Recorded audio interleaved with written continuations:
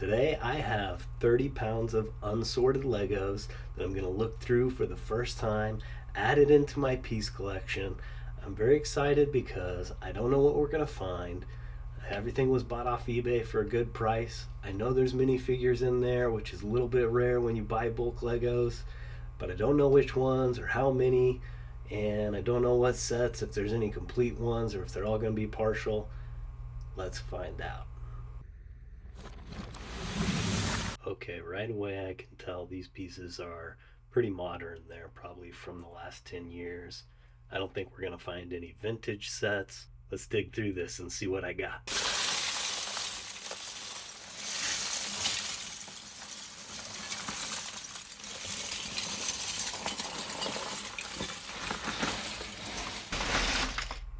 It's a lot of pieces. I'm going to begin sorting by color type. I'll separate minifigures, Technic pieces, and tiles, but that's probably as complicated as I'll make it.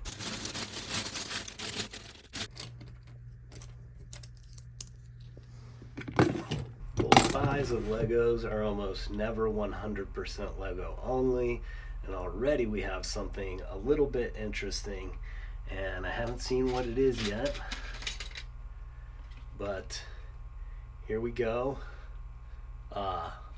Okay. Since I'm sorting by color, I find it easiest to start with the red parts because they stand out to me the most.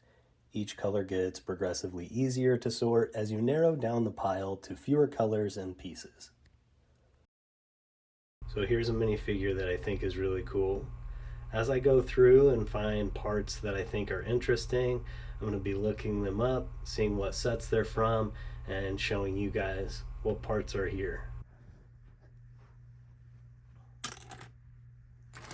So here's one, and I really don't know, but it looks like it might be from a Millennium Falcon. Shout out to Bricklink. The site is a great resource for looking up parts and sets that they've been in. This piece has been in 30 different sets, and the part is the cockpit that's been used on several versions of the Millennium Falcon.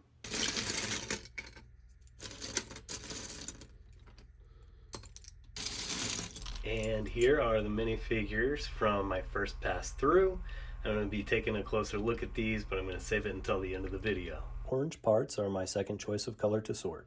They always remind me of the Arctic theme that LEGO produced twice in the past, and is rumored to be bringing back this summer. I've been using the pab wall to build up the number of orange pieces I have because I want to do an Arctic theme mock.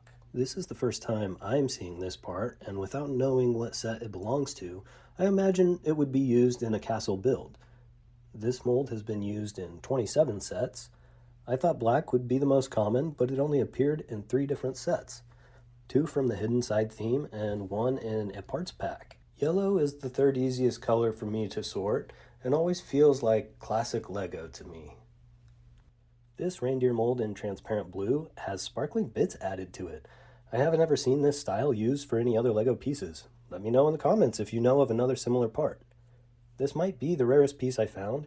It only shows up in 1 Harry Potter set, which is surprising given the number of times the Patronus spell plays an important part in the story. Sometimes there is so much gray to sort that I start on it early to get it out of the way. This is the first time I'm adding this style of crossbow to my parts. I don't think it looks as good as the older mold, but the addition of the stud shooter is worth the trade-off. Appearing in 38 sets means it's a common part that's just new to me. For some reason, these ladder pieces stand out as not fitting into the LEGO system. It would make sense to have the minifigures hold the rungs of the ladder, but the hand is definitely under stress when you do this. Is this an illegal building technique? Maybe this is the approved method? Strange. And for the first time, I have roller coaster track in my collection. I don't think I have a cart yet to go on it, but it's a start. After a quick search, I do have 1 cart to go on the roller coaster track. I know which set it's from because in sand blue, it's only appeared in the pirate roller coaster. Unfortunately, I don't have the complete set. I'm missing 2 more carts and the rest of the roller coaster track. Otherwise, I would build this set for display. It looks like a lot of fun and an inexpensive way to add a coaster to your collection. These pieces make me want to go panning for gold. I normally think of pieces without studs as being tiles, but this piece belongs in its own category. 5 sets use this piece in light bluish gray. It's popular in figure builds.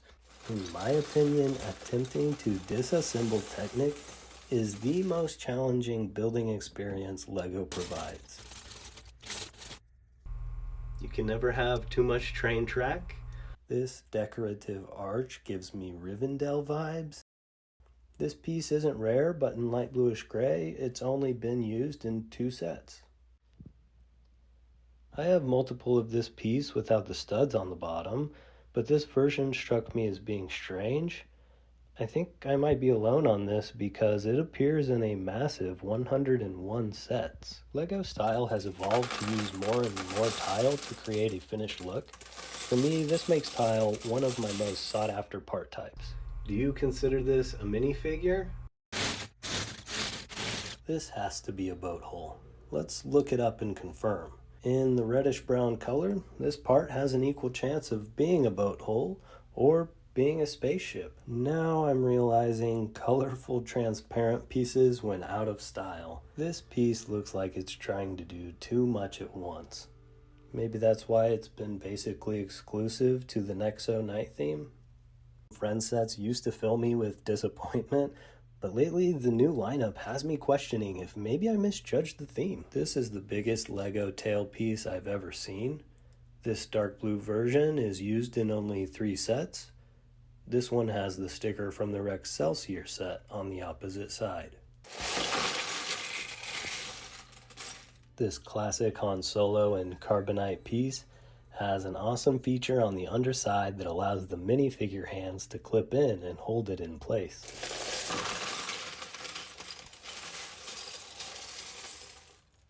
This is a fantastic mold. It only appears in 4 sets. I don't think that does it justice. Maybe I can implement it in my Arctic mock. You hate to see it. Do I keep it?